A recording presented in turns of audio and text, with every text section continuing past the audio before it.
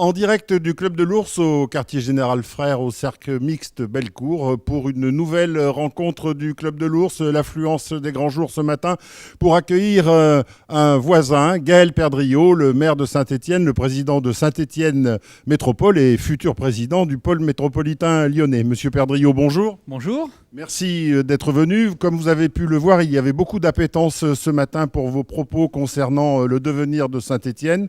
Vous avez fait un tableau exhaustif du potentiel de Saint-Étienne. Vous avez notamment dit qu'il y avait plus de 20 000 PME. Vous avez parlé des points forts. Alors justement, pouvez-vous, pour nos téléspectateurs, nous dire un petit peu quel est l'ADN de votre ville ? Alors résumer ce que je viens de dire en 1h30, en quelques minutes, va être forcément un exercice compliqué. Ce que nous souhaitons, c'est nous appuyer sur ce réseau d'enseignement supérieur. Je rappelle que Saint-Étienne, c'est 25 000 étudiants, 3 000 étudiants étrangers, une université qui présente l'ensemble des filières universitaires disponibles. C'est les grandes écoles qui sont également présentes sur notre territoire, d'ingénieurs, l'ENIS, l'école des mines, l'école supérieure d'architecture, l'école supérieure de beaux-arts et de design, mais également une école supérieure de commerce.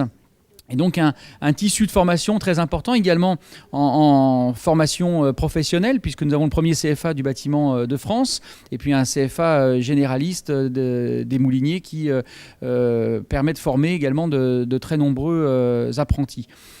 C'est également s'appuyer sur un tissu très dense de PME et de PMI, plus de 20 000, effectivement, qui permet à des grands groupes, mais également à un tissu d'entreprise de s'appuyer sur des PME qui sont à la fois souples, qui sont capables de s'adapter, et c'est ce qui nous permet de répondre, je dirais, à des implantations d'entreprises qui recherchent cette souplesse dans leur production et qui peuvent s'appuyer sur ce tissu très agile sur le territoire stéphanois.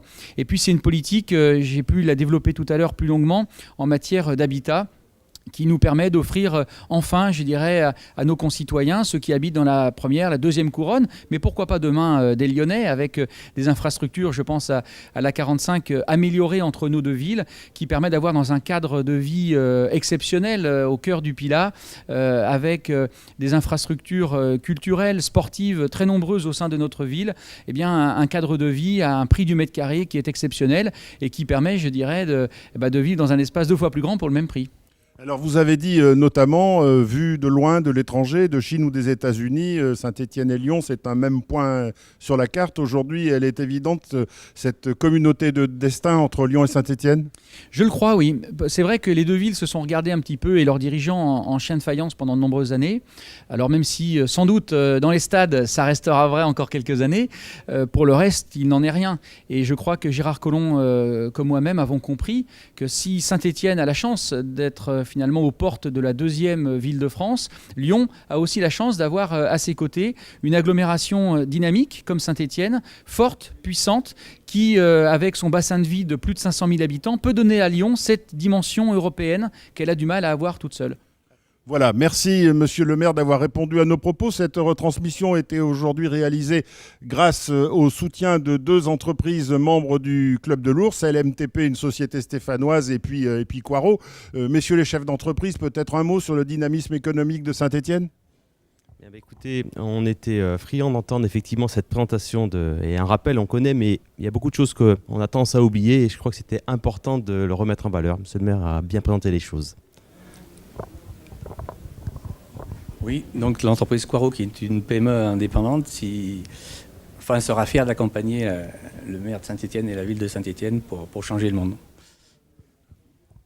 Voilà, merci messieurs. C'était donc en direct du Club de l'Ours pour ce petit déjeuner. Nous vous donnons rendez-vous très prochainement pour de nouvelles informations concernant la communauté de tous ceux qui sont autour de l'acte de construire, d'entreprendre et de bâtir. Merci.